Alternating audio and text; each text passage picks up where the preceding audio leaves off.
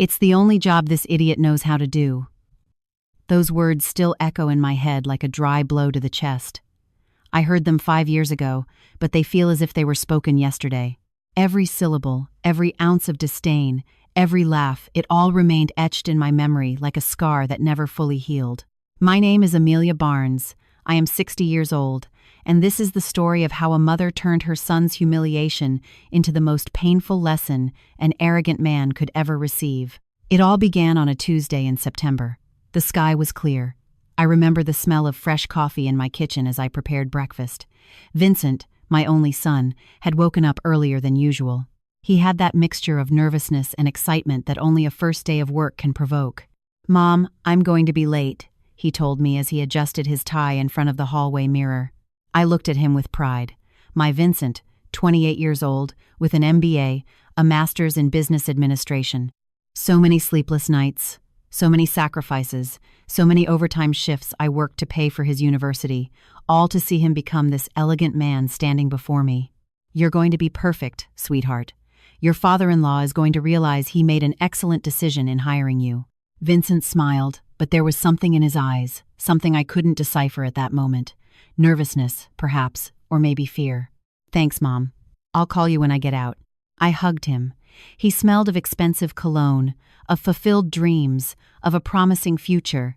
I closed the door and watched through the window as his car disappeared into the morning traffic. I didn't know that 3 hours later, my life was going to change forever. I spent the morning restless. I couldn't concentrate on anything. I washed dishes that were already clean. I fluffed pillows that didn't need fluffing. I checked my phone every 5 minutes expecting a message that never arrived.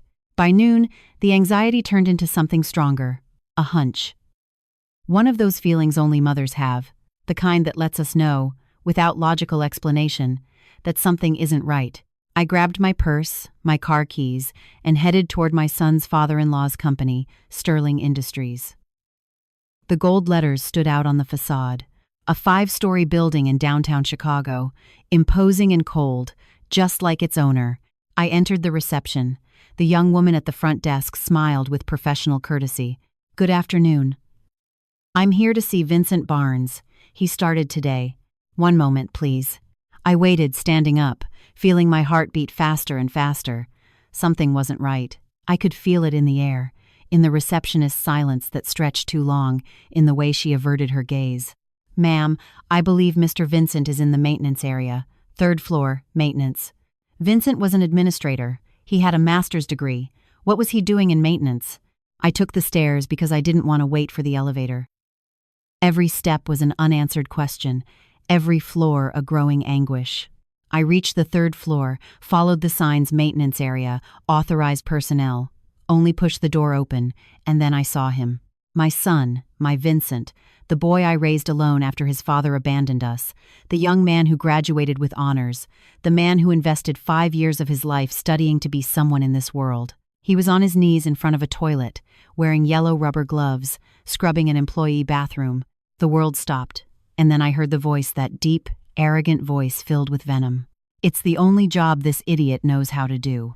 I looked up. There he was, Richard Sterling, my son's father-in-law, 52 years old, owner of Sterling Industries, father of Madison, my son's wife. He was standing with 2 other men in suits, laughing, pointing at Vincent as if he were an object of mockery. And beside him, Madison, my daughter-in-law, the woman my son loved madly, the one who swore to love him in sickness and in health, was smiling. No, not just smiling, she was laughing, her eyes shining with complicity, as if her husband's humiliation were the funniest joke of the day. Vincent looked up and saw me. Our eyes met. I saw something break inside him. I saw shame turn into tears. I saw my son, my boy, my strong man, crumble. Tears ran down his face. He said nothing, just looked at me as if begging me not to have seen that, as if asking for forgiveness for having failed. But he hadn't failed. I knew that. Someone else had betrayed him. Richard Sterling saw me. His smile widened. "Ah, Amelia, what a surprise. You came to see how your little college boy is learning the business from the ground up, right?" That's how we all start, with dirty hands. I wanted to scream. I wanted to hit him. I wanted to rip that smile off his face, but I said nothing. I just looked at Vincent one last time, then at Madison, then at Richard. I turned around, walked out of that building with my head held high and my soul shattered. I got into my car, closed the door, and took out my phone. I dialed a number I had saved for years, a man who had helped me with my divorce, a man who knew how to move mountains when asked. "Attorney Davis, this is Amelia Barnes. I need you to investigate something for me, and I need you to do it fast." There was a pause. "I want to buy a company, Sterling Industries. I want to know everything. Debts, assets, weaknesses, everything. And I want no one to know it's me asking." Another pause. "How much time do I have, Amelia?" 2 weeks, Mr. Davis. Max. "Perfect. I'll pay whatever is necessary." I hung up, started the car, and while driving back home, a single phrase resonated in my mind. Nobody humiliates my son. Nobody. Vincent was born on an April 23rd. It was raining that morning. I remember the sound of the drops against the hospital window while holding him for the first time. He was so small, so fragile, so perfect. His father, Ernest, was there for the first 3 years. Then, he simply left. One morning I woke up and found a note on the kitchen table. "I can't handle this responsibility anymore. Forgive me." That was all.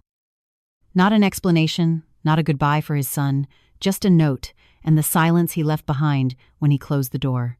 I was 25 years old, without a degree, without family to support me, with a 3-year-old boy looking at me with those huge eyes, asking where Daddy was.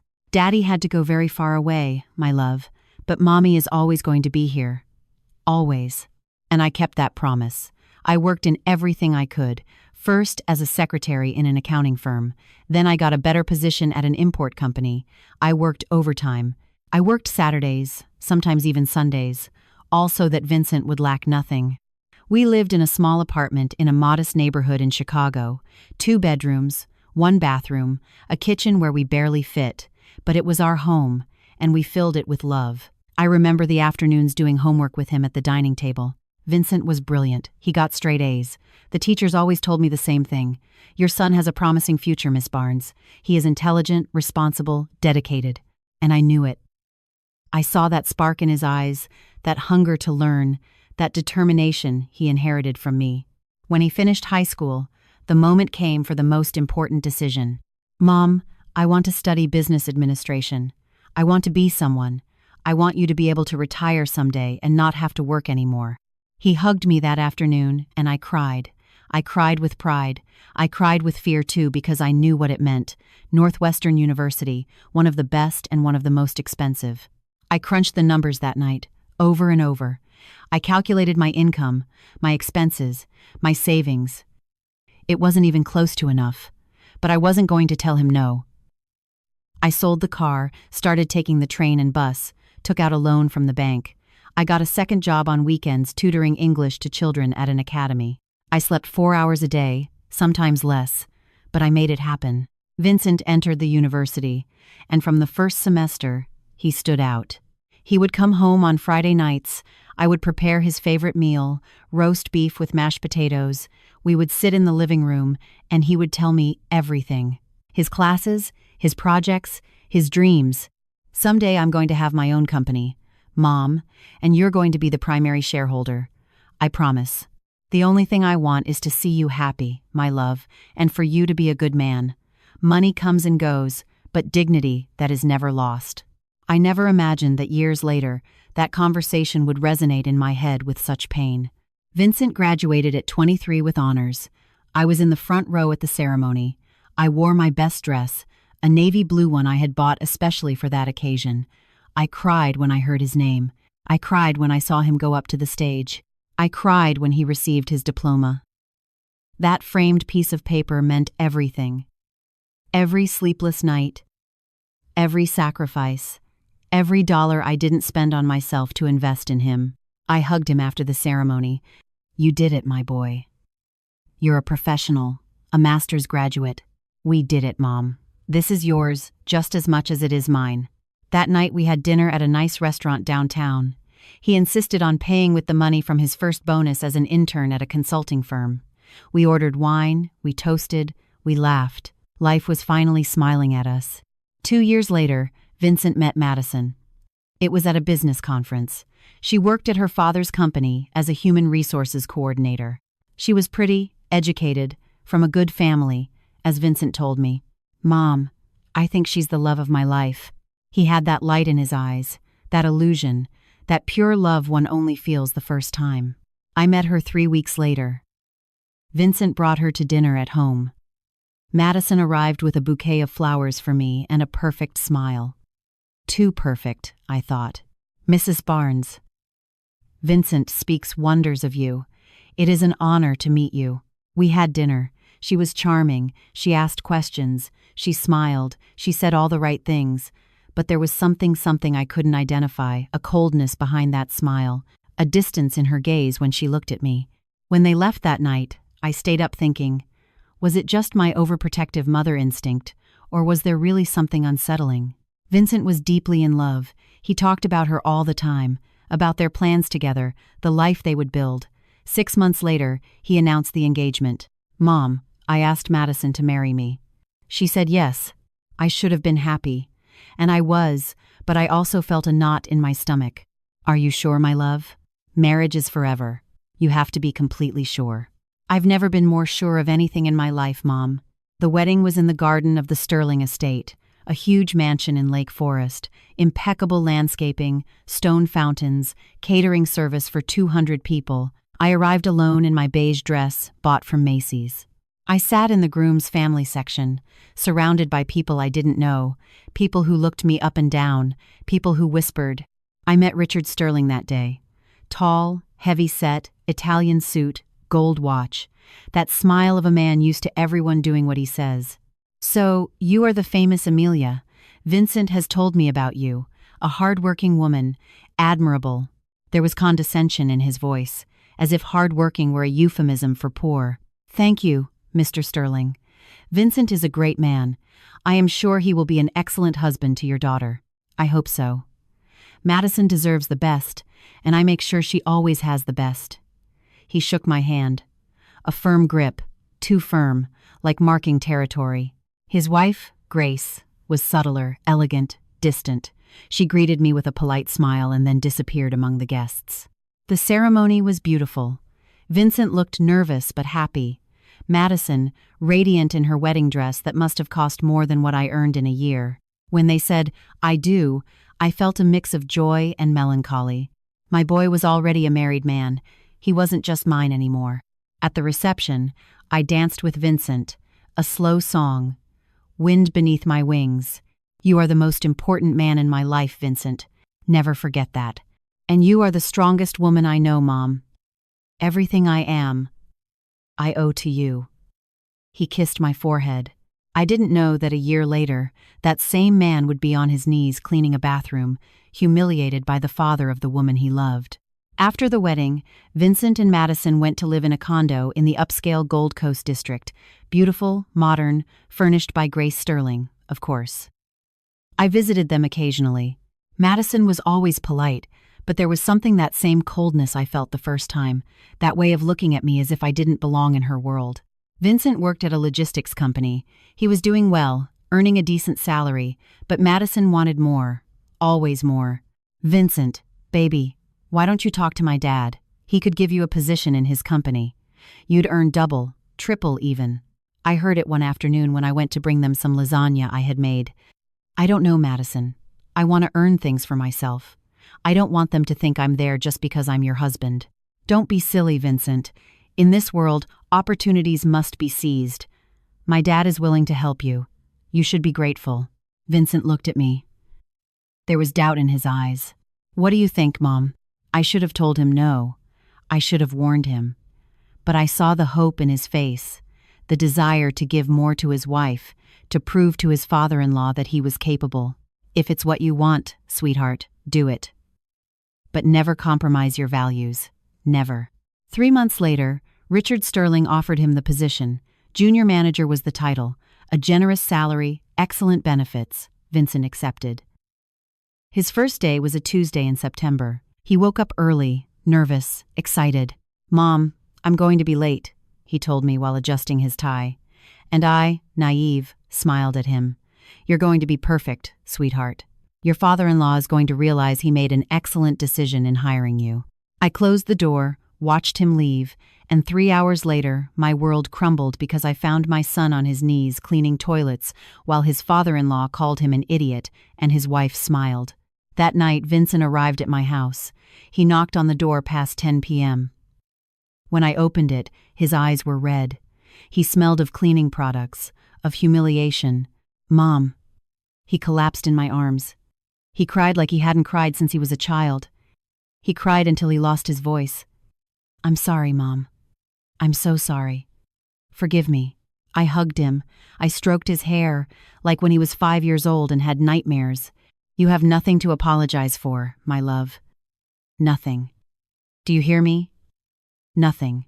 That night he stayed in his old room, in the bed where he grew up, surrounded by his school trophies, his diplomas, his dreams.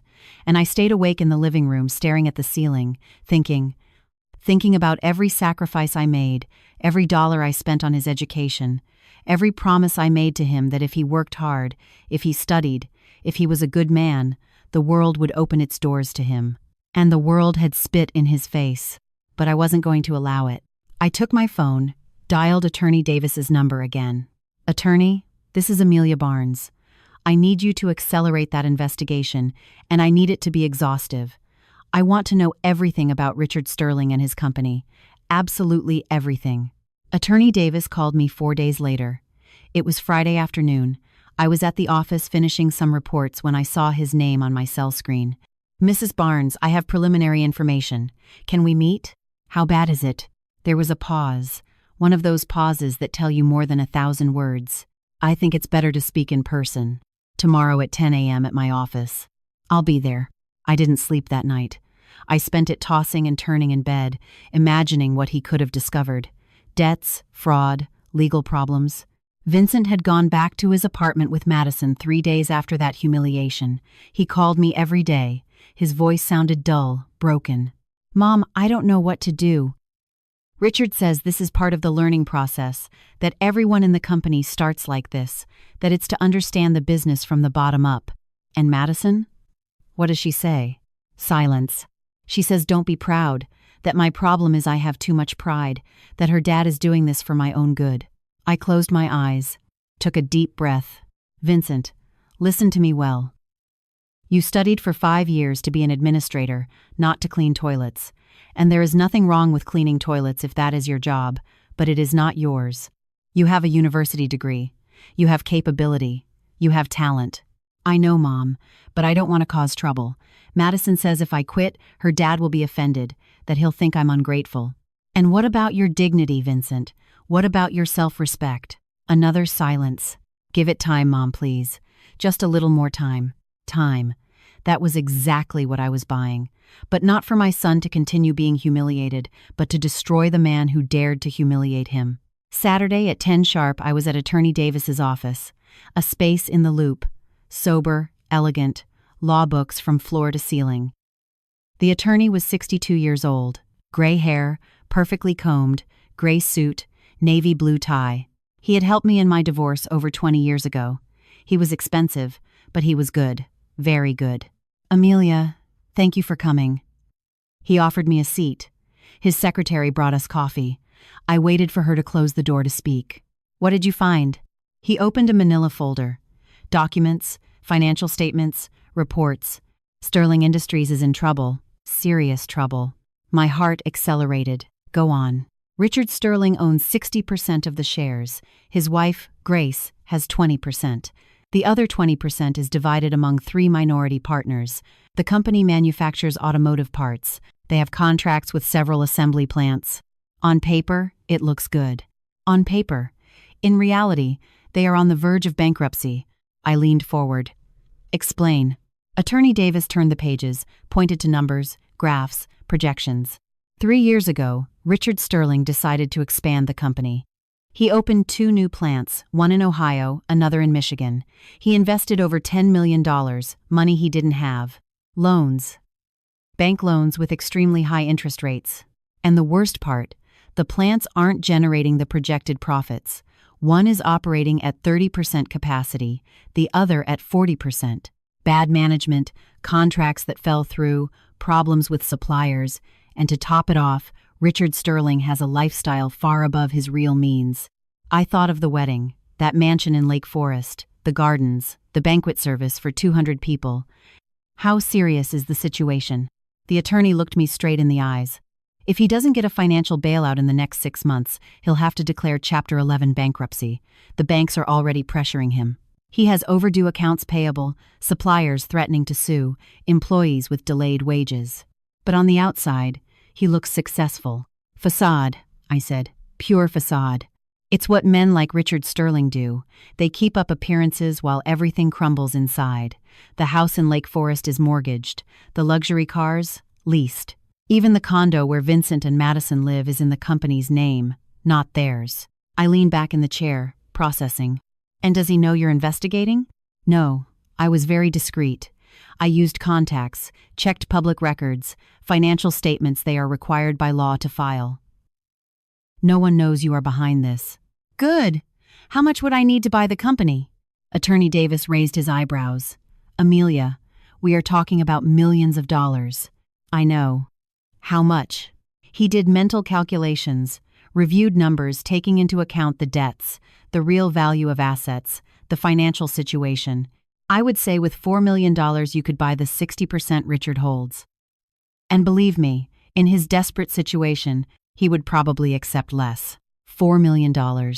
It was a fortune. But I had saved for 35 years. I had invested well. I had properties I bought when the market was low in the 90 seconds, now worth triple. I had stocks, savings, my severance from the company where I worked 25 years before switching. I had been poor, very poor, and I never wanted to be that again. So every dollar I earned, I invested, multiplied. I lived modestly, drove a 2012 car, rented a small apartment, didn't spend on luxuries. All that money was saved for my retirement, for my future grandchildren's education, for emergencies. But this was an emergency. I want you to prepare an anonymous offer through a shell company. Richard Sterling must not know it's me. Amelia, are you sure?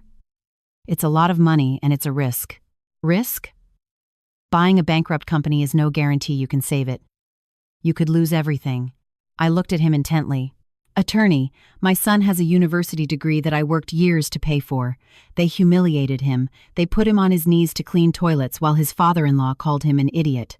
Do you think I care about the money? The attorney nodded slowly. I understand. Besides, if the company is as bad as you say, then Richard Sterling is going to fall anyway, with or without me. I'm just going to accelerate the process, and I'm going to make sure that when he falls, I'm the one there to see it. Very well. I'll need access to your finances, bank statements, properties, investments. I need to know what we have. You'll have it all on Monday. I left that office with a clarity I hadn't felt in days. I had a plan, and that plan was named justice. But first, I needed to know more. I needed to understand what was happening in Vincent's life, what Madison was telling him, what Richard thought he was achieving with this humiliation. That afternoon, I called Vincent. Son, can we have lunch together tomorrow? Just you and me, like before. Sure, Mom. Is everything okay? Everything is perfect, sweetie. I just want to see you. I miss you. I miss you too, Mom. We agreed to meet on Sunday at 2 p.m. at a restaurant in Logan Square, a small, quiet place, far from the Gold Coast and the Sterlings. Vincent arrived on time. He was wearing a casual shirt, jeans. He looked tired, thinner. There were dark circles under his eyes. We sat at a back table. We ordered. I got a Cobb salad. He got a burger. How is work going? I asked, although it hurt to do so. Vincent averted his gaze. It goes well, Mom. Vincent, don't lie to me, please. He sighed. Long, deep. I'm still in maintenance. Richard says in 2 more weeks he'll move me to another area, but I've been cleaning for 3 weeks, and every day is humiliating, Mom. Madison keeps thinking this is normal. She says I'm the one with the attitude problem, that I should be grateful to have a job, that there are people who would clean toilets for much less than what they pay me. And how much do they pay you? Another pause. $15 an hour. My blood froze. Vincent, you were earning $70,000 a year at your previous job. Why did you accept this? Because Richard said it was a trial period, that afterwards he would raise me to $85,000, that I just needed to prove I was capable of doing humble work. That is not a trial period, Vincent. That is exploitation. I know, Mom, I know, but Madison insists I give her dad a chance, that he knows what he's doing, that he's testing me. Testing you for what? How far he can humiliate you before you quit. Vincent stayed silent, played with his fork. He wouldn't look me in the eyes. Son, look at me. He looked up. He had held back tears. You don't have to stay there. You can quit. You can look for another job. You have an MBA. You have experience. If I quit, Madison is going to think I'm a failure. Her family already thinks I'm not enough for her, that I come from nothing, that I have no class. Did she tell you that? Not in those words, but I know. I see it in how they look at me, in how they speak. Grace, Madison's mom, always makes comments. Oh, Vincent, how quaint your apartment was. Vincent, your mom lives in that neighborhood, how colorful. Vincent, you had never tasted caviar, right? It shows. I felt rage, pure rage. Vincent Barnes, you are better than that whole family put together. Do you hear me? You have education, you have values, you have dignity. And if they don't see it, it's because they are too busy looking at themselves in the mirror. But I love them, Mom. I love Madison, and I want her family to accept me. At what cost, son? Your self-esteem, your mental health, your dignity? He didn't answer. We ate in silence for a few minutes. Then, Vincent spoke. Richard told me something yesterday. What? He said that if I lasted 6 months in maintenance, he would give me a position as floor supervisor with a salary of $45,000. 6 months, 180 days of humiliation to earn significantly less than what I was already earning before. Vincent, do you hear what you are telling me? He is offering you less money than you earned after 6 months of exploitation. I know, but Madison and I want to have children soon, and she says she can't raise children in a rented condo, that we need a house, that her dad can help us if I show commitment. There was the hook, the carrot in front of the donkey. Richard Sterling wasn't just humiliating my son, he was using him. He was breaking him psychologically to turn him into a submissive employee who would never tell him no. Vincent, listen to me very carefully. That man is not going to help you. He is going to use you until you have nothing left to give, and when he breaks you completely, he will discard you. You don't know him, Mom. No, but I know men like him, and I know how to recognize a predator when I see one. Vincent shook his head. Give it a little more time. Just a little more, please. That was the moment I knew my son was lost in that relationship, that Madison and her family had manipulated him so well that he could no longer see the truth. But I could see it, and I could do something about it. We said goodbye in the parking lot. I hugged him tight. I love you, Vincent, more than my own life, and I will never allow anyone to destroy you. Do you hear me? Never. I love you too, Mom. I drove back home with a shattered soul, but with a clear mind. Monday morning, I went to the bank, pulled statements, went to a notary, organized documents for my properties, my investments, everything. On Tuesday, I handed it all to Attorney Davis. Here is everything I have.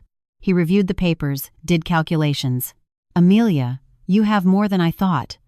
With this, you can not only buy Richard's part, you can buy the whole company if you play your cards right. Then let's play right. It's going to take time. I need to structure the offer, create a shell company, look for straw investors so it looks legitimate. Richard cannot suspect it's you. How much time? 2 months, maybe 3. 2 months. 60 days. 1,440 hours of watching my son suffer. But it would be the last time. Do it, attorney. And do it well. That night, I sat in my living room, alone with a glass of red wine, looking out the window at the city lights. I thought of Vincent as a child, his dreams, his illusions. I thought of Richard Sterling, his arrogance, his cruelty, and I thought of justice that sometimes delays, but always arrives. Nobody humiliates my son, I whispered in the gloom. Nobody. The days turned into weeks, the weeks into months, and every day that passed I saw my son sink a little more. Vincent called me less. When he did, his voice sounded dull, lifeless, as if something inside him were slowly extinguishing. "How are you, sweetie?" I asked every time. "Fine, Mom. Everything's fine." But I knew he was lying. A mother always knows. I tried to visit him at his apartment 3 times. All 3 times, Madison had an excuse. "Oh, Amelia, what a shame. Just today we have a dinner with parents of some friends of mine." "Another day?" "Yes, Amelia. Vincent is resting. He's had very heavy days at work. Better not to disturb him." "Mrs. Barnes, we are remodeling. The house is a mess. It's not a good time for visits." Every excuse was like a door slammed in my face. Every refusal, a clear message. "You are not welcome here." Madison called me Mrs. Barnes. Now, no longer Amelia like at the beginning. The change had been subtle, but deliberate. A way to mark distance, to remind me of my place. Meanwhile, Attorney Davis worked in silence. He sent me weekly reports, updates, progress. I already incorporated the shell company. It's called Midwest Ventures, LLC. On paper, it's an investment firm from Ohio interested in the automotive sector. And the ghost investors? 3 real businessmen who agreed to lend their names in exchange for compensation. They signed confidentiality agreements. No one will know you are behind it. Perfect. I am preparing a financial analysis of Sterling Industries, one that justifies our interest. We have to look like serious investors who did their homework, not opportunists. How much longer? 1 more month, maybe less. Richard Sterling's situation is worsening. 2 of his main suppliers already sued him. He has precautionary embargoes. The banks are tightening the noose. Good. Let him keep sinking. When he's desperate, then we strike. I hung up the phone and stared at the screen. I felt a mixture of anticipation and guilt. Anticipation for what was to come, guilt for not being able to help Vincent faster. But I knew I had to wait, that I had to be patient, that justice, true justice, cannot be rushed. One Wednesday evening, Vincent appeared at my door without warning. It was almost 8 p.m. I was preparing dinner, roast chicken with potatoes. When I opened the door, I was scared. He had red eyes, a wrinkled shirt. He smelled of sweat and bleach. "Vincent." "What happened?" He entered without saying a word. He let himself fall onto the living room sofa. He covered his face with his hands. "Son, talk to me. What happened?" He took several minutes to respond. When he did, his voice was barely a whisper. "Today they asked me to clean Richard's private bathroom, the one in his office." My heart froze. There was an important meeting, clients from Germany, men in expensive suits. Richard was showing off the facilities, and when they got to his office, I was there on my knees, cleaning his toilet. I closed my eyes, took a deep breath. One of the Germans asked who I was. And Richard said, "He's my son-in-law. I'm teaching him that in this company we all start from the bottom." And he laughed. He laughed, Mom. And the Germans laughed with him. Tears ran down Vincent's face. Madison was there too as part of the meeting. She saw me and said nothing. She just looked away as if I were invisible. I sat next to him, hugged him. His body trembled. "I quit, Mom." I told Richard I quit. Right there, in front of everyone. My heart leaped. And what did he say? He laughed harder. He said, "Perfect. I didn't need you anyway. You are a terrible employee and a terrible husband to my daughter." And then he told his assistant to prepare my severance. $500, Mom. $500 for 3 months of humiliation. $500, Vincent. That doesn't even cover what he owed you in back pay. I know, but I didn't argue. I just signed, took the check, and left. And Madison? Vincent shook his head. She followed me to the parking lot. She screamed at me that I was a coward, that I had embarrassed her family, that how could I quit like that in front of important clients, that her dad had given me an opportunity and I had wasted it. Vincent. I told her he had humiliated me, that her father had treated me like trash, that I had dignity, and she said dignity doesn't pay the bills. That I was a dreamer, that I needed to grow up and understand how the real world works. He broke down completely. He cried in my arms like when he was a child, like when he fell in the park and I picked him up. I was wrong, Mom. I was wrong about everything. About Madison, about her family, About you. I didn't listen to you, and now I have no job, no wife, nothing. You have your dignity, Vincent, and believe me, that is worth more than all of Richard Sterling's money. That night, Vincent stayed at my house in his old room. I made his favorite dinner, quesadillas with salsa verde comfort food. We ate in silence. Every bite was a silent communion between mother and son. After dinner, we sat in the living room. I put on music, oldies, the ones he liked as a child. Unchained Melody played softly in the background. "Do you know what the worst part is, Mom?" said Vincent, looking at the ceiling. "What, my love?" "That part of me still loves her. I still love Madison. And that makes me feel even more like an idiot." "You aren't an idiot for loving, Vincent. You are human. Love doesn't turn off from one day to the next. But you have to understand something. True love doesn't humiliate. True love doesn't allow you to be destroyed." "Do you think she ever loved me?" The question hurt because I knew the answer, and I knew Vincent also knew it. He just needed to hear it out loud. "I think Madison loved the idea of you. The man she could mold, the obedient husband, the submissive son-in-law her father could control. But I don't think she loved you. The real Vincent. The man with his own dreams, with his own dignity." Vincent nodded slowly. "You were right from the beginning. I should have listened to you. Don't blame yourself, son. Love makes us all blind, even mothers." That night, when Vincent fell asleep, I stayed awake in the living room. I took my phone, dialed Attorney Davis's number. "Attorney, this is Amelia. I need you to accelerate everything. We can't wait anymore." "What happened?" "Vincent quit, and Richard Sterling humiliated him for the last time. I need that man to pay now." "Amelia, we just need to fine-tune some details. Give me 1 more week. 5 days. I give you 5 days." "Okay." 5 days. I hung up. I poured myself a glass of red wine and toasted in silence. "To justice," I murmured, "and to those who thought they could destroy us." The following days were strange. Vincent stayed at my house. He didn't want to go back to the apartment. He didn't want to see Madison. He didn't answer her calls. She called my house 3 times. All 3 times I answered. "Mrs. Barnes, I need to talk to Vincent." "Vincent doesn't want to talk to you, Madison. He has to come home. We are husband and wife. We have to resolve this." "Resolve what?" "How to justify that you allowed your father to humiliate him for 3 months. How to explain that you smiled while they destroyed him. You don't understand. My dad was testing him. Vincent didn't withstand the test. That's not my fault." "A test, right. And what was the prize if he passed the test? 6 more months cleaning toilets?" "Look, Mrs. Barnes, I know you never liked me. You always believed I wasn't enough for your son. But the reality is that Vincent isn't enough for me either. My family has standards, and he simply didn't meet them. Those words, that coldness, that calculated cruelty. You're right, Madison. You never were enough for my son, because being enough requires having a heart, and you clearly don't have one." I hung up before she could respond. Vincent was at the kitchen door. He had heard everything. "Thanks, Mom.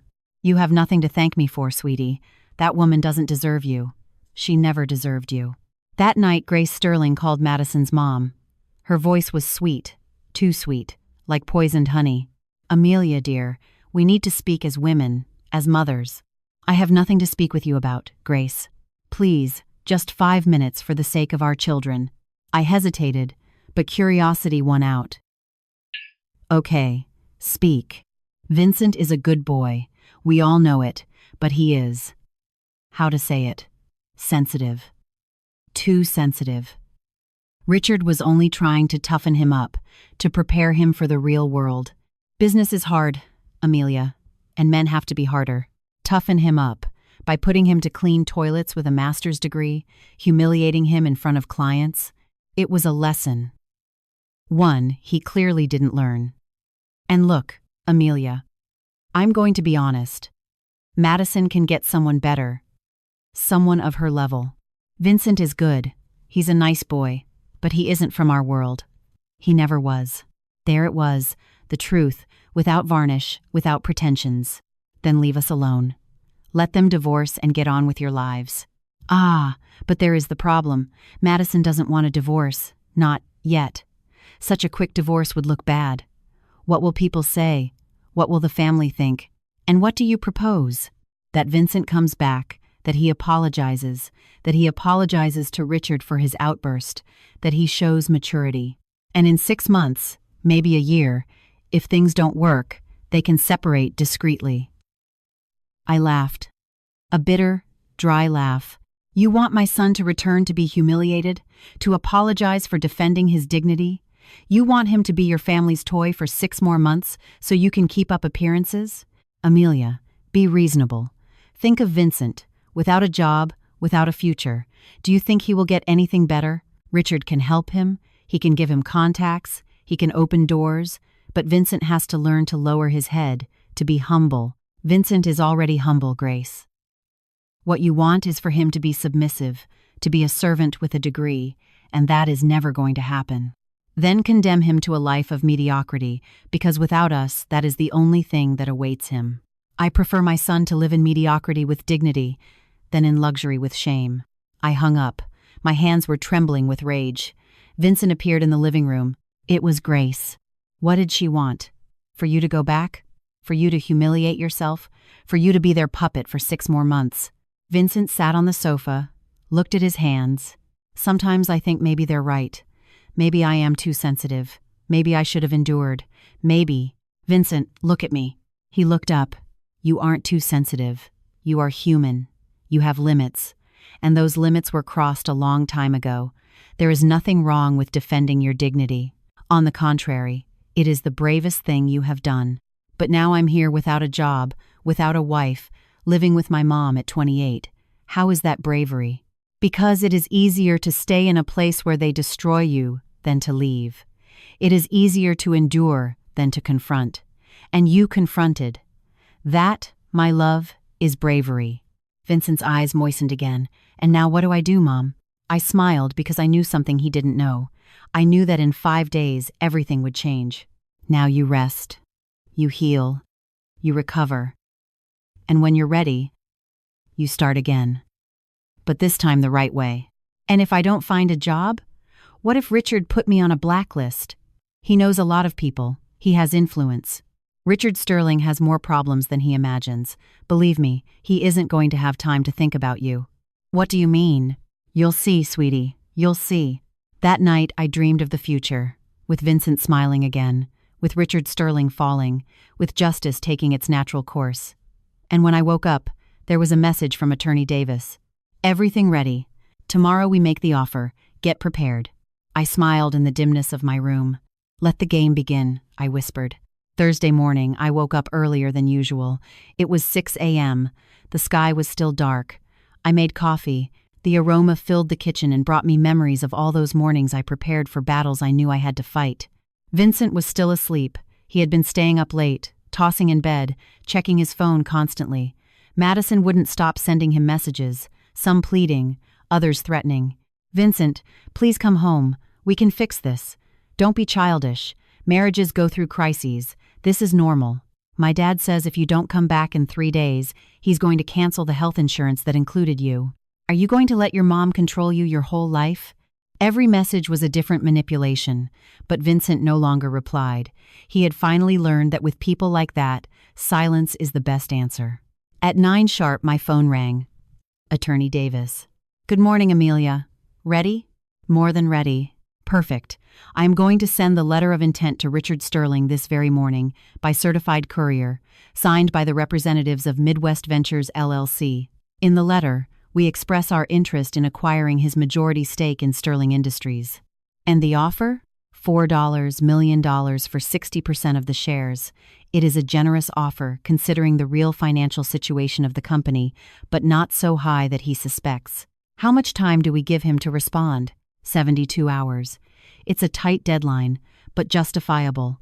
We'll say we have other prospects and need a quick answer. Good. And if he accepts? Then we meet, sign a preliminary agreement, do formal due diligence, and in 3 weeks, max a month, the company is yours. And if he refuses? I doubt it. Richard Sterling is desperate. The banks are strangling him. He has liens, lawsuits. If he doesn't sell soon, he's going to lose everything anyway. This offer is his lifeline, and he knows it. So, we wait. Exactly. Now we wait. I hung up. I stared at the phone. The first move was made, like in the chess game Vincent taught me to play when he was a teenager. Chess is patience, Mom, he used to say. It's not about winning fast. It's about positioning yourself well and waiting for the exact moment to attack. Well, I had already positioned myself. Now I just had to wait. Vincent came out of his room around 10. He was wearing an old t-shirt and sweatpants, messy hair, 3-day stubble. He looked tired, but calmer than previous days. "Good morning, Mom." "Good morning, my love." "Did you sleep well?" "Better than yesterday." I dreamed of weird things, of college, of my old friends, of when everything was simpler. I poured him coffee. We sat at the kitchen table. Outside, it began to rain, a soft drizzle hitting the window with a constant rhythm. "Vincent, I have to ask you something, and I need you to be completely honest with me." "Sure, Mom. Anything." "What are you going to do with your life? With Madison? With everything?" He sighed. Long, deep. "Honestly, I don't know. Part of me wants to believe that Madison is going to change, that she's going to understand, that she's going to ask for forgiveness and we're going to start over. But the rational part, that part knows it's impossible." "Why impossible?"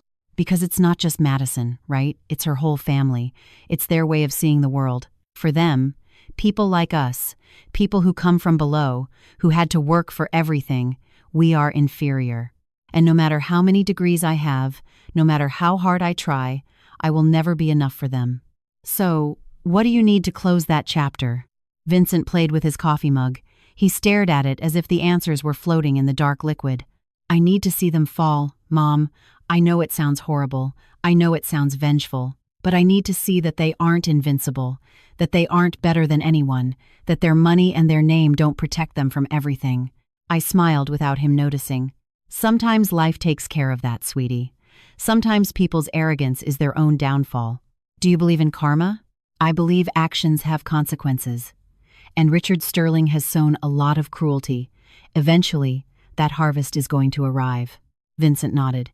He drank his coffee. "Do you know what's saddest? That Madison wasn't always like this.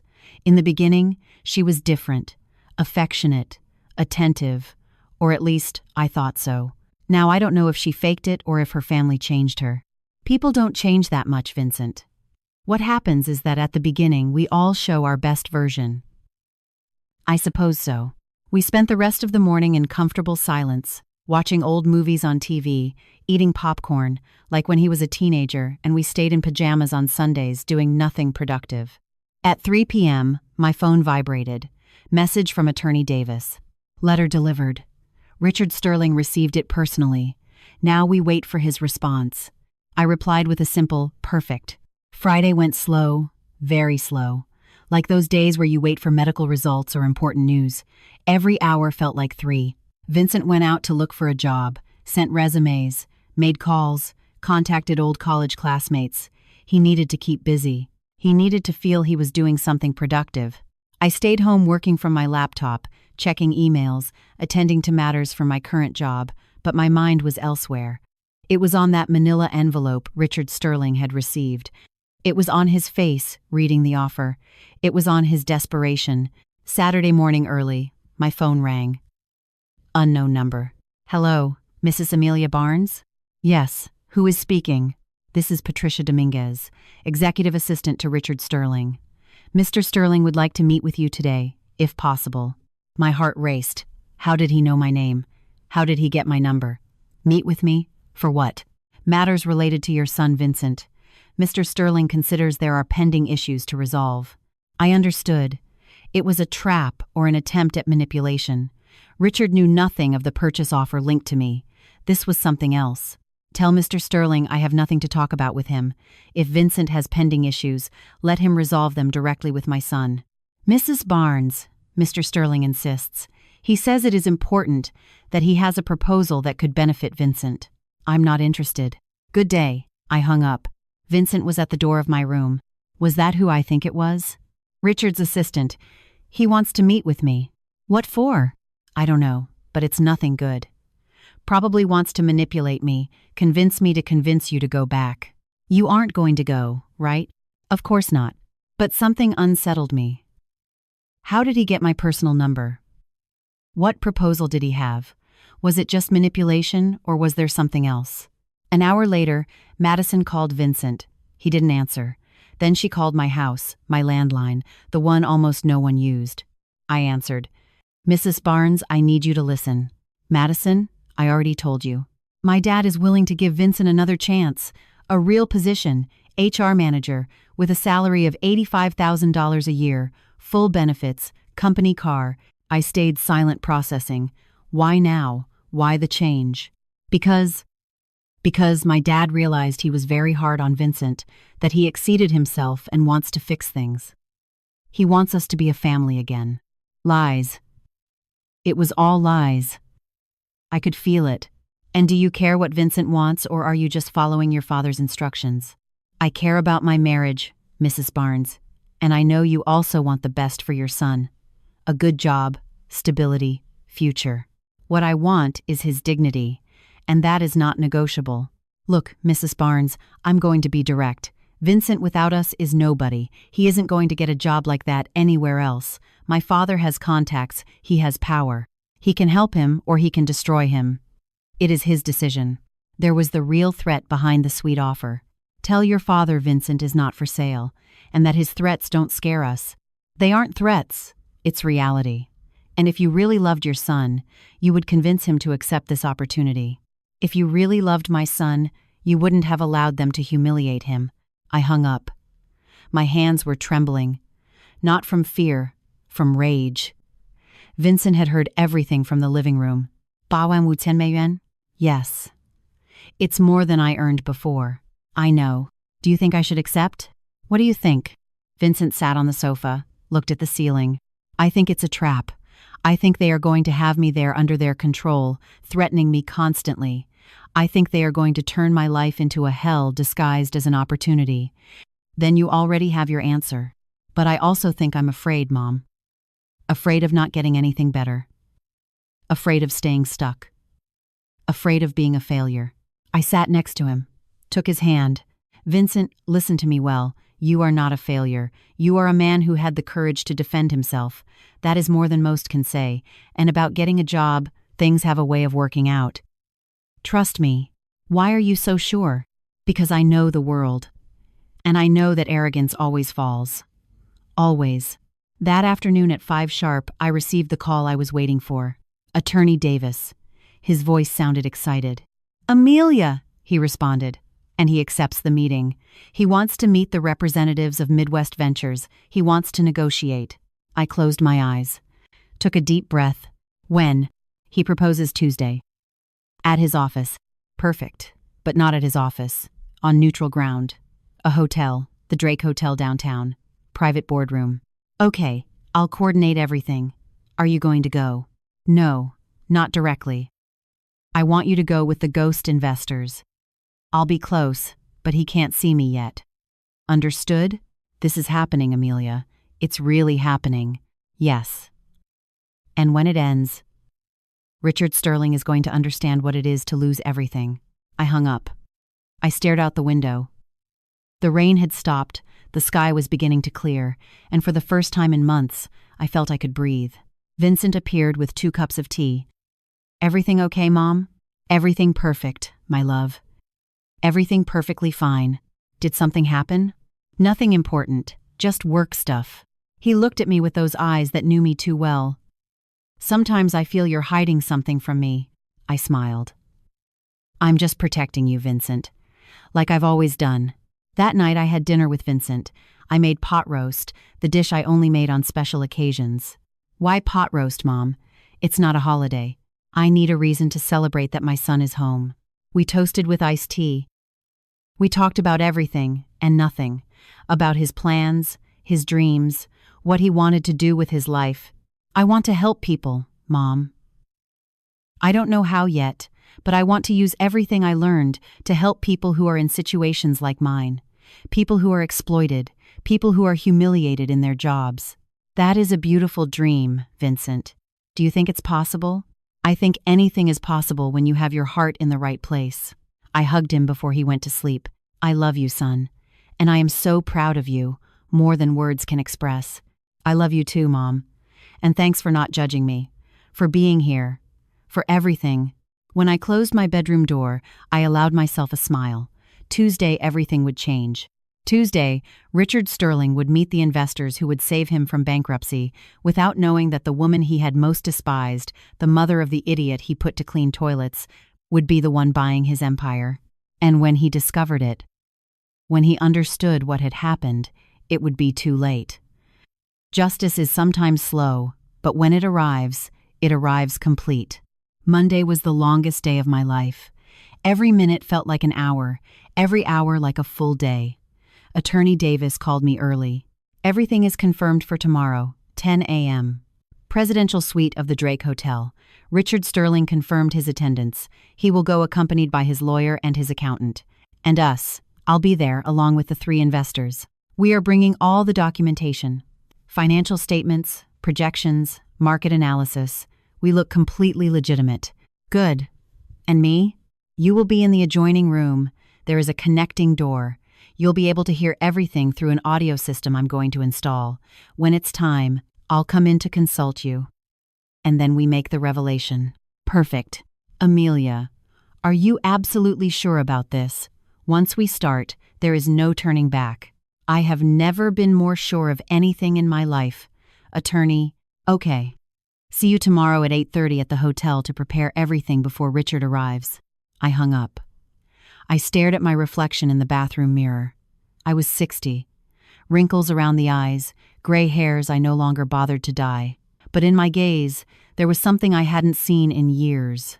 Fire, determination, justice. Vincent came out of his room around 9. He was wearing a clean shirt, dress pants. He had shaved.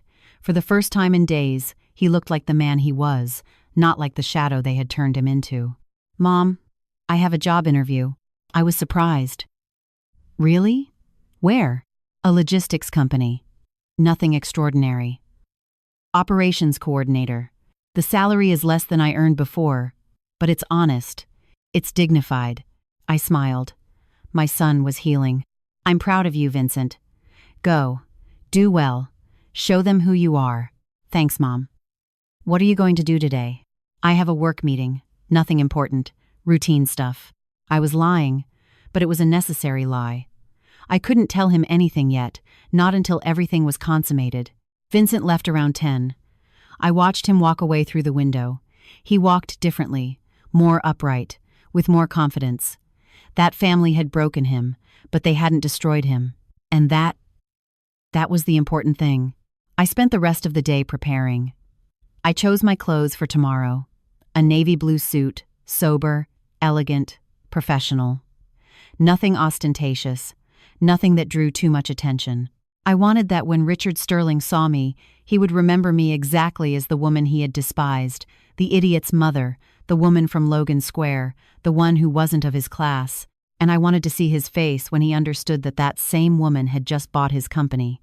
At 6 p.m., Vincent arrived from his interview.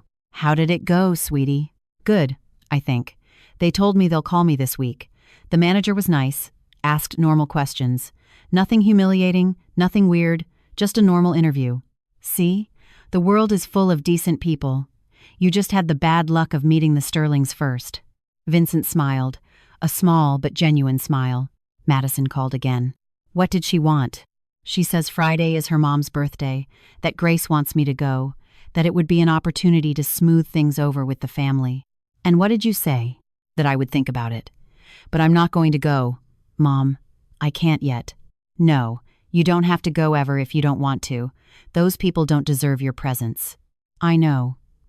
But part of me feels I owe them something, as if I had to prove to them that I am not what they think.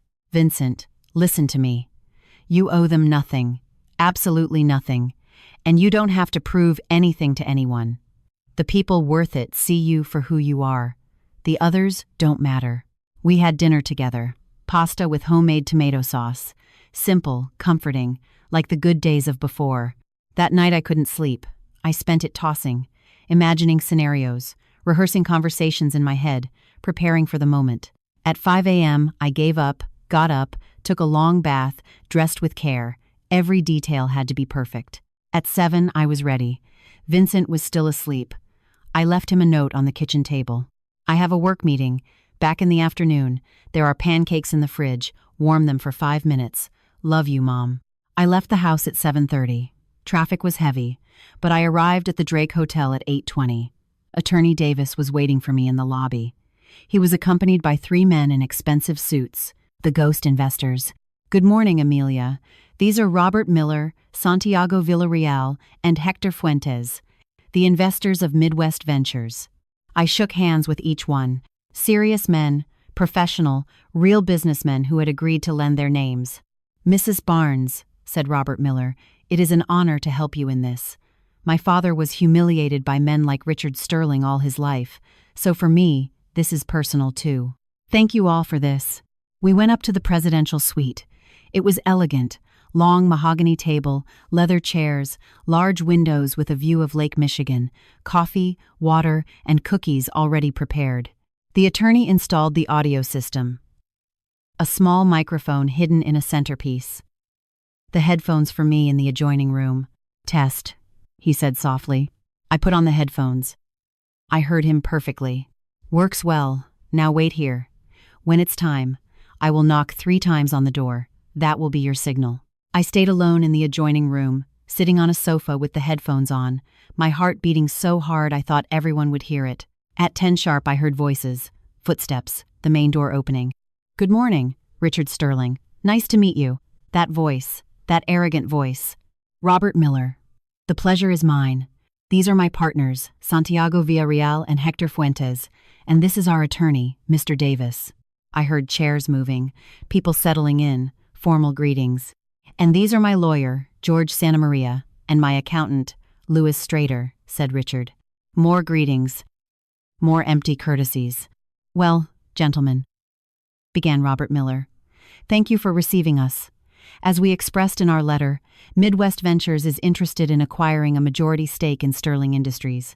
Yes, I received your proposal, said Richard. His voice sounded controlled, but there was tension underneath. $4 million for 60% of my shares. It is an interesting offer. It is a fair offer, considering the current situation of the automotive market, responded Santiago Villarreal. There was a silence. I could imagine Richard measuring his words. The situation of my company is solid, gentlemen. We have current contracts, plants operating, qualified personnel, plants operating at 30 and 40% capacity, said Attorney Davis. His voice was cold, professional. Bank loans with 18% interest rates. Accounts payable overdue for more than $800,000. Lawsuits from suppliers. Shall I go on? Another silence. This one longer. You've done your homework, said Richard. He didn't sound so sure anymore. Of course. We don't invest blindly, Mr. Sterling. We know exactly what situation your company is in, and our offer is generous considering all this. And what happens to me? Asked Richard. Do you leave me out completely? Not necessarily, replied Robert Miller. We are willing for you to stay as Chief Operations Officer with a fixed salary, but strategic decisions would be made by the new board of directors. COO in my own company? Technically, it would no longer be your company, Mr. Sterling. It would be ours. I heard a bang.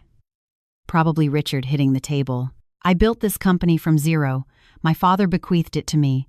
It is my family's legacy. A legacy that is about to be lost completely if you don't accept this offer, said Attorney Davis. The banks are preparing foreclosure proceedings in 3 months, max 4. They are going to execute their guarantees. You are going to lose the company anyway. And not just the company. Your house, your cars, everything you have mortgaged. This is extortion. This is business, Mr. Sterling. You made risky decisions, expanded too fast, spent in excess. Now you are paying the consequences. We are offering you a way out. Another silence. I could hear heavy breathing. And if I reject your offer, then we wish you luck. And we wait for the banks to auction off the company. We'll probably get it for less than half of what we are offering now. Sons of bitches, muttered Richard. Mr. Sterling, said Santiago Villarreal. Understand, we are not your enemies. We want this to work. We want to save the company, save the jobs, but we cannot do it if you don't accept the reality of your situation. Minutes of silence. I could imagine Richard thinking, calculating, looking for exits that didn't exist. I need to speak with my lawyer in private. Of course. Take the time you need. We'll wait outside. I heard chairs moving, footsteps, the door opening and closing. Then Richard's voice, lower, desperate. George, how fucked am I? The lawyer sighed. Very fucked, Richard. They're right. The banks are strangling you. I have 3 lien notices on my desk. If you don't pay in 30 days, they execute. And when they start executing, everything comes down like dominoes. And this offer is good. Better than I expected. Honestly, it gets you out of debt, leaves you with some money, and allows you to stay in the company, although no longer as owner. I can't accept this. What will people say? What will my family say? Do you prefer they say you went bankrupt, that you lost everything? Because that is what is going to happen if you don't accept. Another long silence. My dad would kill me if he knew this. Your dad isn't here. You are. And you have to make a decision today. I need more money. 5 million. No. 4. You can try. But I don't think they'll accept. They know you're desperate. I heard footsteps again, the door opening. Gentlemen, you can come in. The investors returned. Have you made a decision, Mr. Sterling? Asked Robert Miller. I have a counterproposal. 5 million for 60%. 4.2 is our final offer. 4.2. Or we walk away right now. A silence that felt eternal. Okay. 4.2. Perfect. Then prepare the documentation. We need you to sign a preliminary agreement today, and in 2 weeks we close the operation. 2 weeks? 2 weeks. We already did the due diligence. We already know what we are buying. We just need to formalize papers, transfers, registrations. And my position? How much am I going to earn as COO? Hector Fuentes spoke for the first time. $80,000 a year. Plus legal benefits. No bonuses. No stock options. No profit sharing. $80,000? I earned 10 times that. You earned 10 times that. Now your circumstances are different. Take it or leave it. Richard didn't answer. Silence was answer enough. Good, said Attorney Davis. I am going to consult with our lead investor. There is an issue we need to clarify. A personal matter. Wait here. I heard footsteps approaching my door. 3 knocks. It was time. I took off the headphones. I stood up, took a deep breath.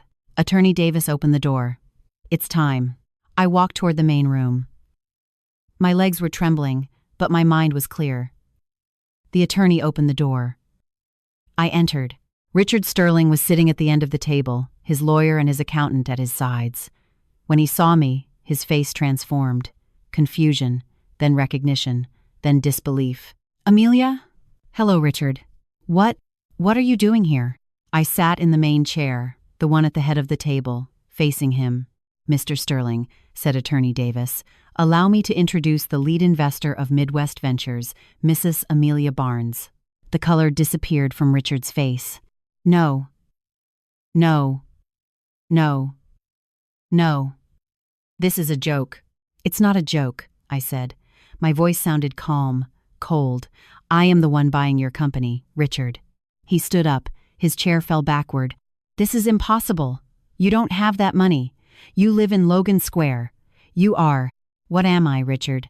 A hard-working woman? Someone who isn't of your class? Go on. I'd like to hear it. His lawyer grabbed his arm. Richard, calm down. I won't calm down. This is fraud. It's conspiracy. I'm going to. You're going to what?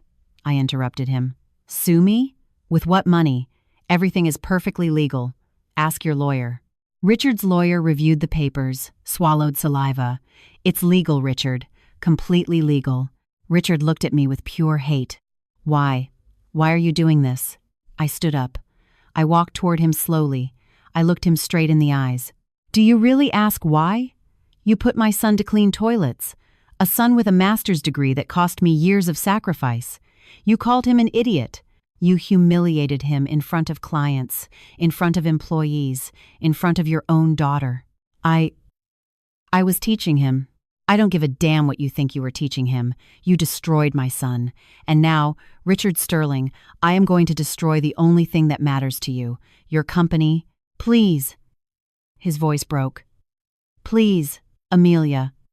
We can fix this. We can. There is nothing to fix. You already signed the agreement. You already accepted the offer. In 2 weeks, this company will be mine, and you are going to learn what it is to work for someone else, what it is to receive orders, what it is to feel small. I'll sue you. Go ahead. Sue me. Spend the little money you'll have left on lawyers. Meanwhile, I will be sitting in your office, making the decisions, running your company. Richard let himself fall into his chair, covered his face with his hands. This can't be happening. But it is happening. And do you know what's best? That you put yourself in this situation. Your arrogance, your excessive spending, your bad decisions. I just accelerated the inevitable. I got closer. I leaned down to be at his level. Next time you want to humiliate someone, make sure their mother doesn't have the resources to destroy you. I straightened up, looked at Attorney Davis. Prepare the final documents. I want this closed as soon as possible. Yes, Mrs. Barnes. I walked toward the door. Before leaving, I turned back. Richard. One more thing. About that COO position. Unfortunately, we won't be needing it. But if you want, I can offer you something in maintenance. I heard we need people to clean toilets. Are you interested? I left before he could respond.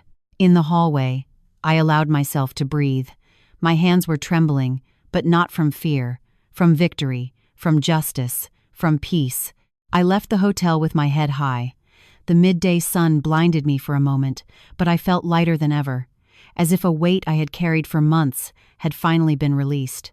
Attorney Davis caught up with me in the parking lot. Amelia, that was incredible. I have never seen Richard Sterling so disarmed. Did he sign everything? Yes, the preliminary agreement is signed. In 2 weeks, we close the definitive operation. The company will be yours. And he? He left in a fury. Threatened to sue, to go to the press, but his lawyer calmed him down, explained that everything is legal, that he has no basis to fight. I smiled. Good. Now comes the important part. I want Vincent to be named CEO of Sterling Industries immediately after closing.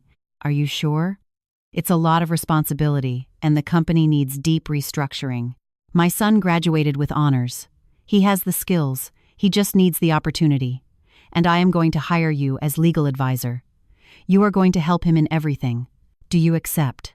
The attorney nodded. It would be an honor. Perfect. I'll call you tomorrow to finalize details. I drove back home with a calm heart.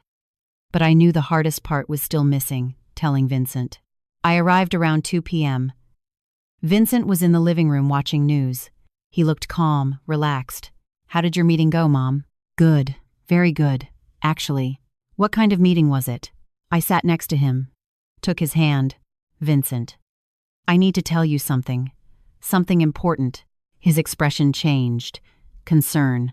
Are you okay? Did something happen? I am perfectly fine. But there is something I did for you. And you need to know. I told him everything. From the moment I saw him cleaning that bathroom, from the call to Attorney Davis, the investigation, the savings, the shell company, the offer, and finally, the revelation this morning. Vincent listened in silence. His face went through 1,000 emotions. Surprise, disbelief, awe, and finally, tears. Mom. You bought Richard Sterling's company? You spent all your savings? Every dollar?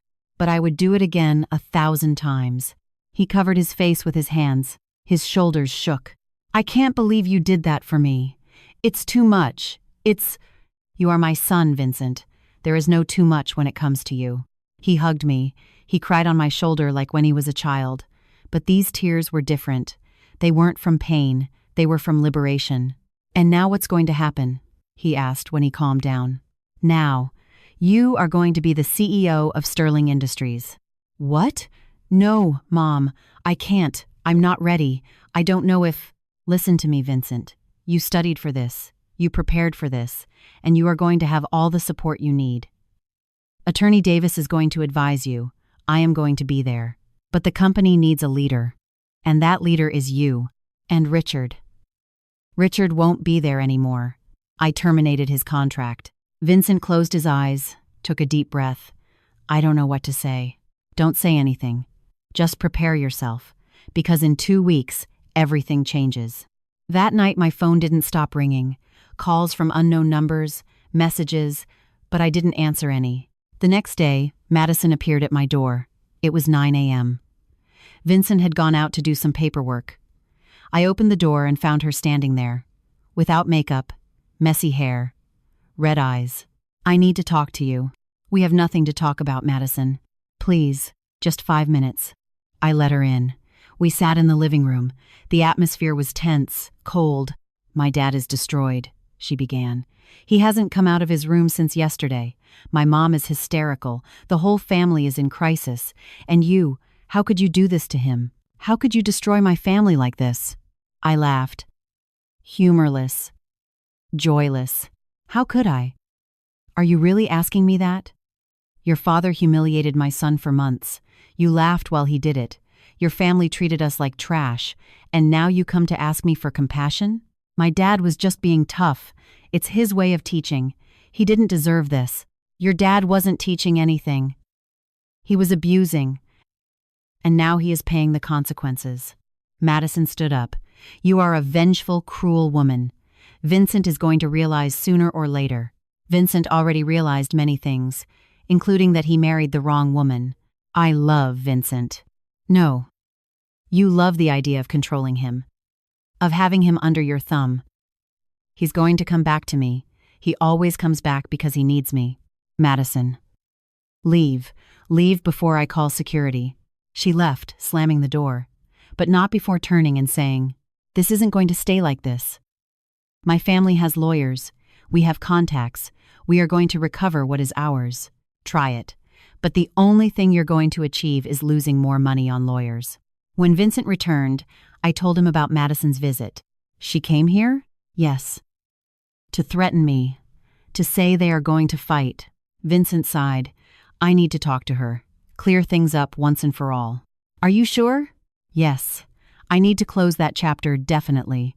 That afternoon, Vincent went to the condo he had shared with Madison. I stayed home waiting, nervous. He returned 3 hours later. He looked tired, but at peace. "How did it go?" I told her I want a divorce. That there is no turning back.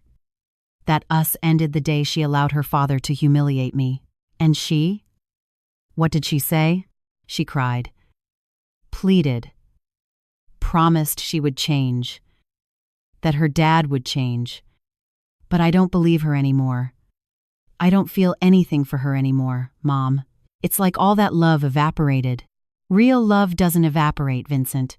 What you felt was an illusion, and illusions break when reality arrives. I guess so. And the divorce. I already spoke with a lawyer. We are going to start the process next week. She has nothing to fight with. We have no kids. We have no shared assets. It's going to be fast. I felt relieved. My son was finally free. The following days were a roller coaster. Richard Sterling tried everything. He called partners, suppliers, clients trying to sabotage the sale. But Attorney Davis blocked every attempt. The contracts were signed. The agreements were legal. There was no escape. Grace Sterling sent me a long message, full of insults, veiled threats, pleas disguised as indignation. I deleted it without finishing reading. On Friday, a week before the definitive closing, I received a call from a number I didn't recognize. "Mrs. Barnes?" "Yes." "Who is speaking?" "This is Alexandra Sterling, Richard's sister." Silence. "What do you want?" "I just want to say, thank you." "Excuse me?"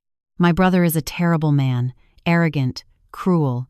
He destroyed many people over the years, including me. So, thank you for doing what I never had the courage to do." She hung up before I could respond. That call left me thinking.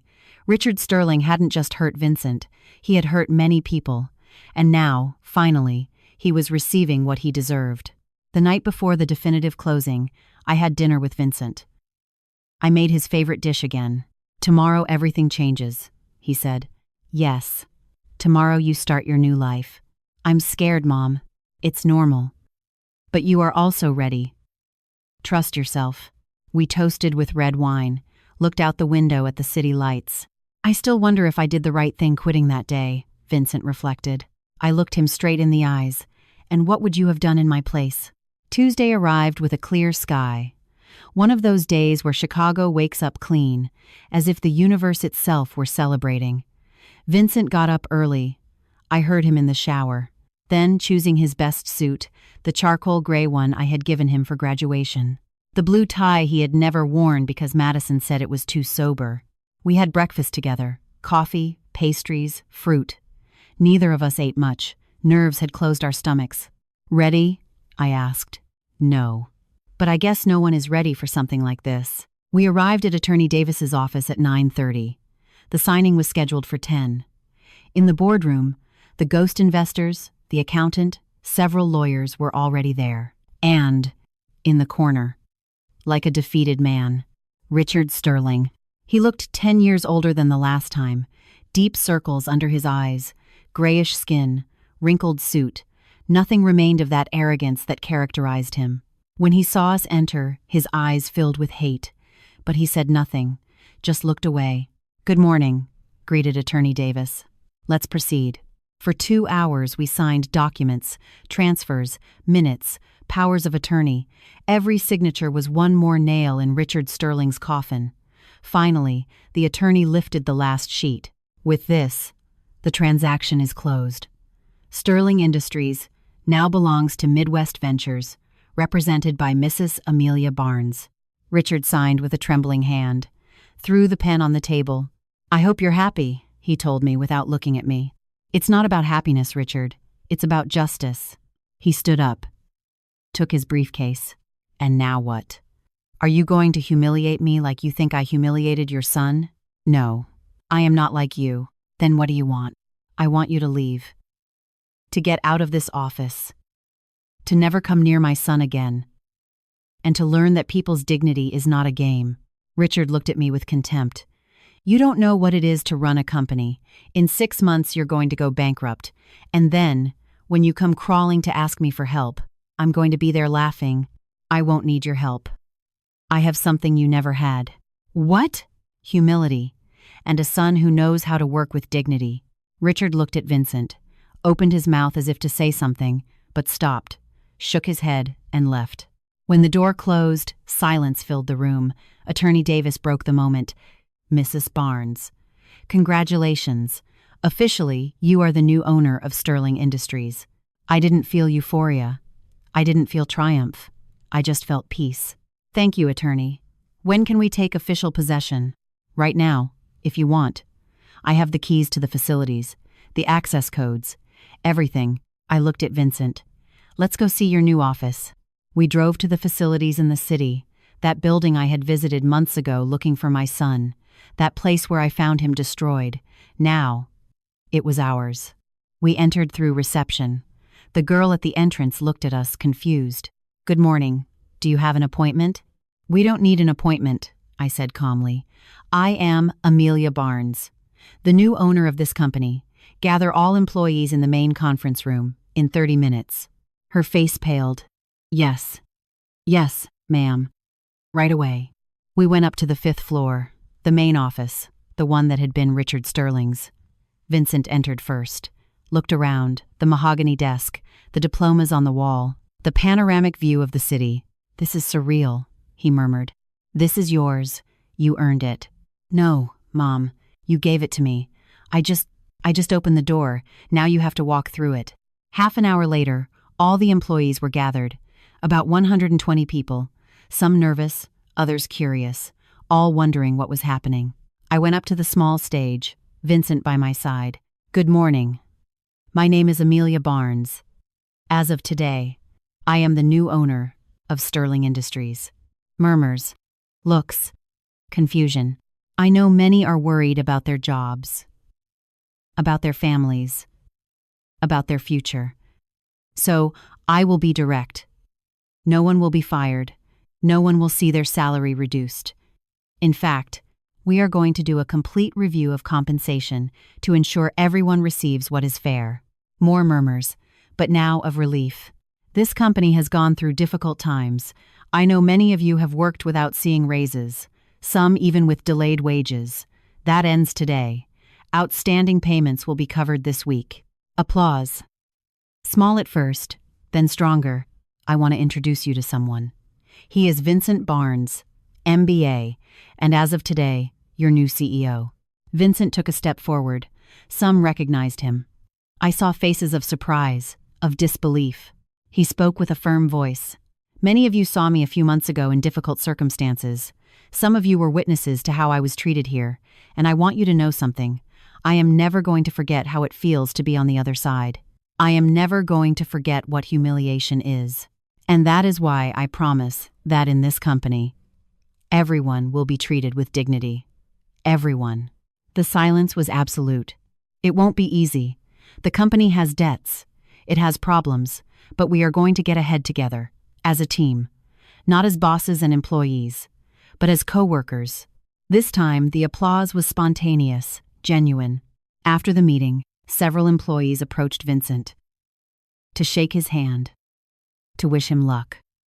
An older man in mechanic overalls hugged him. "Mr. Barnes, I was there. When Mr. Sterling put you to clean, it gave me so much rage. But I couldn't say anything. I have a family to support. But I want you to know, many of us admired what you did. Leaving with dignity." Vincent had tears in his eyes. "Thank you. That means a lot." We spent the rest of the day reviewing documents, financial statements, contracts, debts. The situation was worse than we thought. Richard Sterling had left a disaster. "Mom, this is going to take years to fix," said Vincent that night. We were in his new office. It was past 9 p.m. The city shone below. "I know, but we are going to achieve it. And if I can't, what if Richard was right? What if I bankrupt the company in 6 months?" I got close. Put my hands on his shoulders. "Vincent, listen to me. Richard Sterling bankrupted this company with his arrogance, with his ego. You have something he never had: humility, empathy, and desire to do things right. That is worth more than any degree or experience. Do you really believe it?" "With all my heart." That night, returning home, I received a message. It was from an unknown number. "Mrs. Barnes, I'm Lewis. I worked as an accountant at Sterling Industries. I quit 6 months ago because I couldn't stand Mr. Sterling's abuses anymore. Today I found out what happened. And I want you to know that if you need help, I am available. I know the company better than anyone, and I would love to be part of this new chapter.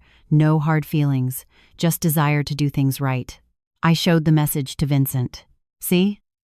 Good people recognize good people. You are going to be surrounded by a great team." Vincent smiled. For the first time in months, I saw real hope in his eyes. Upon arriving home, we found a surprise. Madison was sitting on the building stairs. When she saw us, she stood up. "Vincent, please, I need to talk to you." "Madison, I already told you. Just 5 minutes, I beg you." Vincent looked at me. I nodded. "I'm going up. Take your time." I went up to the apartment, but I left the window open. I could hear their voices. "Vincent, I made a mistake.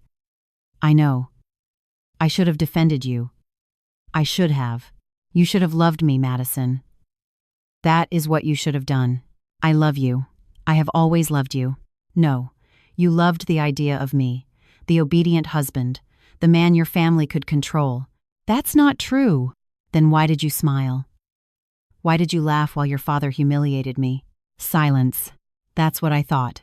"Madison, I wish you the best, truly, but our path together ended. Because of the company? Because now you have power? No.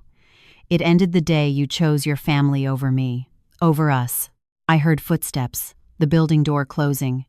Vincent came up minutes later. He looked tired, but at peace. "Everything okay?" "Yes. It's done." I closed that door. That night we slept peacefully, knowing the hardest part had passed, but also knowing the most important part was just beginning. 6 months later, Sterling Industries, now Barnes Industries, was a completely different company. Vincent worked day and night. He restructured departments, negotiated with suppliers, recovered clients Richard had lost due to his arrogance. The plants in Ohio and Michigan now operated at 70% capacity. Employees received their wages on time. Many even received bonuses for the first time in years. I stayed as chair of the board, but I let Vincent handle everything. He made the decisions. I was only there to support when he needed it. One March afternoon, Attorney Davis called me. Amelia, I have news. Good or bad, depends on how you see it.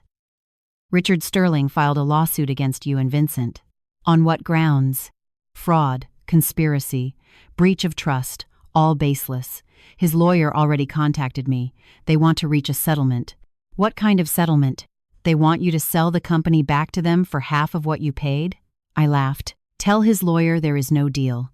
And if they want to fight in court, go ahead. We have all the documents. Everything was legal. The lawsuit was dismissed 3 weeks later. The judge ruled there were no elements to proceed. Richard had to pay the court costs, another $10,000 he didn't have. In May, I found out through an acquaintance that Richard had to sell his house in Lake Forest.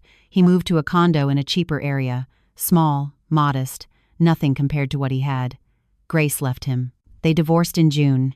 She kept what little they had left and went to live with her sister in Phoenix. Madison remarried an older businessman, wealthy, the type her family always wanted for her. I heard from Vincent she was unhappy, but that was no longer our problem. In August, Vincent called me to his office. Mom, I have something to show you. He showed me a financial report. This quarter we had profits for the first time in 2 years. We paid all bank debts, and we have positive cash flow. I hugged him. I am so proud of you. I wouldn't have achieved it without you. You achieved it, Vincent. With your work, with your dedication. That same month I received an unexpected call. Mrs. Barnes? Yes. Who is speaking? This is Richard Sterling. My blood froze. What do you want?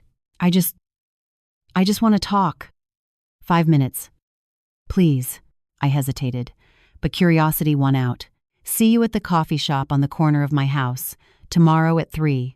He arrived on time. He looked even worse than the last time. Thin, aged, defeated. We sat in silence, ordered coffee. Thanks for coming, he said finally. What do you want, Richard? I want to ask for forgiveness. I stayed silent. I know I don't deserve it. I know I was cruel to Vincent, to you, to many people. And now I'm paying for it. What happened? I lost everything. My company, my house, my wife. My daughter barely speaks to me. I'm living in a 600 square foot apartment. I work consulting for pennies a month. I didn't feel satisfaction.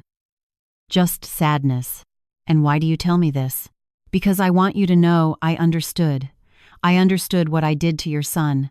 I understood what it is to lose everything, what it is to be humiliated. And you were right. I deserved it. I didn't come here to listen to your self-pity, Richard. I know. I came to tell you that Vincent is a great leader, better than me, much better, and that the company is in good hands. He stood up. I don't expect you to forgive me. I just wanted you to know that I'm sorry, truly. He left before I could respond. That night I told Vincent. Richard apologized. And what did you say to him? Nothing. There was nothing to say. Vincent looked out the window. Sometimes I think about him, how he fell, and I feel pity. That makes you a better person than him, my love. He never felt pity for anyone. Do you think I'll ever forgive him? I don't know. But you don't have to decide today. In October, Vincent met someone, Diana, an architect, sweet, intelligent, from a humble family like us. He brought her to dinner one night. I liked her immediately. Mrs. Barnes, Vincent speaks wonders of you, she said with sincerity. Call me Amelia, please, and he speaks wonders of you too. I saw my son smile. That smile I hadn't seen since before Madison. That genuine smile.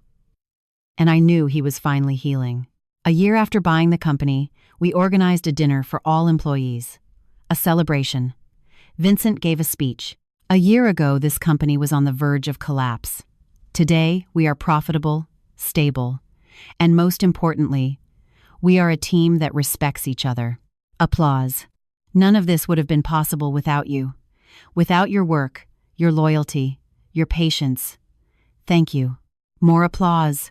Then he gave the floor to me. I just want to say something. Life always collects its debts. Sooner or later, people who sow cruelty reap loneliness, and those who sow dignity reap respect. You chose dignity, and that is why you are here." That night, driving back home, Vincent told me, "You know something, Mom?" He once called me crazy. Years later, I saw that same emptiness in his gaze while he was alone in that cafe. Life always collects its debts. I smiled. Yes, my love, it always collects them. Today, 5 years later, I look out the window of my apartment and smile. Vincent and Diana got married 2 years ago. They had a simple wedding in Lake Geneva, full of true love. No appearances, no falsehood. Now they are expecting their first child, my first grandchild. Barnes Industries has more than 200 employees. We opened a third plant. We won international contracts. But the most important thing is that it is a place where people work with dignity. Sometimes I see Richard Sterling from afar. In the supermarket, on the street, always alone, always with that empty look of someone who lost everything he believed important. I don't feel hate, not even satisfaction. Just understanding. He built his own prison, brick by brick. Madison divorced again. I heard she lives with her mom in Phoenix. Grace works now as a salesperson in a boutique.